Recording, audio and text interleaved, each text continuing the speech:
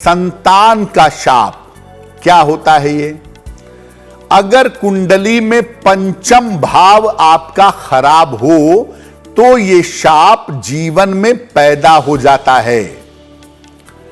पंचम भाव से राहु या शनि का संबंध हो तो भी ये शाप पैदा होता है, ये शाप जीवन में आ जाता है।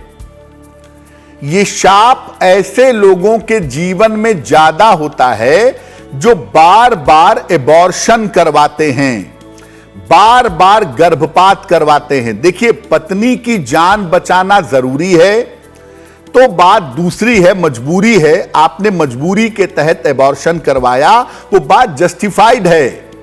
लेकिन आप वैसे ही बार बार गर्भपात करवाते हैं कि संतान अभी नहीं चाहिए, अभी इंतजार करो, अभी वेट करो, तो ऐसी स्थिति में यह शाप आपके जीवन में आएगा, ज्यादा होगा, इसी जन्म में आएगा, नहीं तो अगले जन्म में जाएगा। संतान के दायित्व का निर्वहन अगर आप नहीं करते तो भी यह शाप जीवन में पैदा होता है। पूर्व जन्मों में आपने अपने संतान का दायित्व नहीं निभाया था, इस जन्म में उसका कर्म भुगतिए शाप के रूप में। इसके कारण संतान से पीड़ा भी होती है। संतान का व्यवहार, उसका स्वभाव, उसकी चीजें जीवन में कष्ट का कारण बनती हैं और कभी कभी संतान होकर भी नहीं रहती है। देखिए, कर्म गलत सही किसी से भी हो सकते हैं, लेकिन कर्मों को सुधारने का प्रयास हम सबके हाथों में है। इसी समय से, इसी क्षण से आप अपने कर्मों को सुधारिए और याद रखिए, जब आप भगवान की शरण में चले जाते हैं तो निश्चित रूप से भगवान का यह दायित्व है कि वो आपके जीवन की देखभाल करें और वो करते भी हैं। इसीलिए शाप होना कोई बड़ी बात नहीं है, लेकिन शाप का निवारण करिए और आगे से सुधर जाइए। क्या उपाय करें अगर संतान का शाप हो? संतान को प्रेम करिए, उसके दायित्वों का ठीक से निर्वहन करिए। देखिए, संतान को सुधारने के लिए, सही रास्ते पे लाने के लिए आप अपनी संतान को मार देते हैं, पीट देते हैं, डांट देते हैं, तो ये बात जेन्युइन है। लेकिन आपके अंदर दुनिया भर के फ्रस्ट्रेशन हैं, आप जीवन में असफल हैं और अपना सारा फ्रस्ट्रेशन अपने छोटे से बच्चे पे निकाल रहे हैं, तो यह महापाप है। याद रखिए, आपका फ्रस्ट्रेशन आपके बच्चे के ऊपर नहीं निकलना चाहिए। और संतान के ऊपर फ्रस्ट्रेशन इसलिए निकालते हैं क्योंकि जानते हैं कि वो विरोध नहीं कर पाएगा। इसलिए कृपा करके ये सब मत करिए। संतान को प्रेम करिए, उसके दायित्वों को ठीक से निभाइए। रोज सुबह और शाम भगवान शिव की उपासना करिए गणेश जी के साथ। भगवान शिव पिता और गणपति उनके पुत्र हैं।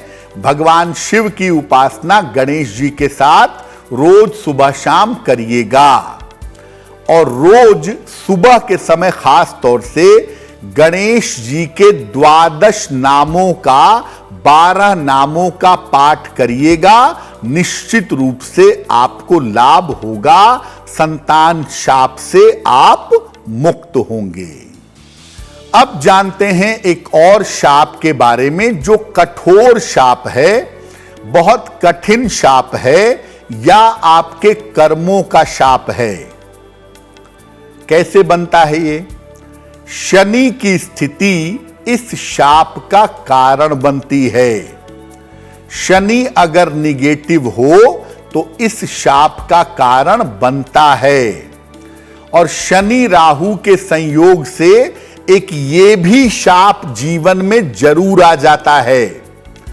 पूर्व जन्म में आप शक्तिशाली थे, आप जमींदार थे, आप राजा थे, आप बड़े ताकतवर पद पर थे और आपने अपनी शक्तियों का दुरुपयोग किया, तो ये शाप इस जीवन में आपके साथ आ जाता है और इस जीवन में उसका कष्ट आपको भोगना पड़ता है। इसका कष्ट ये होता है कि जीवन में लाख प्रयास करने पर, लाख परिश्रम करने पर आप सफल नहीं होते और आप सोचते हैं कि मेहनत का परिणाम भी मुझे नहीं मिलता, मेहनत करने पे जरा भी फल नहीं मिलता। ये कर्म आपके ही हैं, ये पौधे आपने ही लगाए थे, फल भी आप ही खाएंगे। लेकिन घबराइए नहीं, अगर शाप है तो इसका उपाय करिए। इसके लिए नीले रंग के गणपति की उपासना करिए।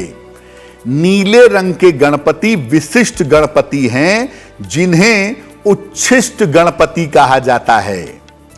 तंत्र की बाधा को काटने के लिए, तंत्र साधना करने के लिए नीले रंग के गणपति की उपासना की जाती है, वो आप करिए।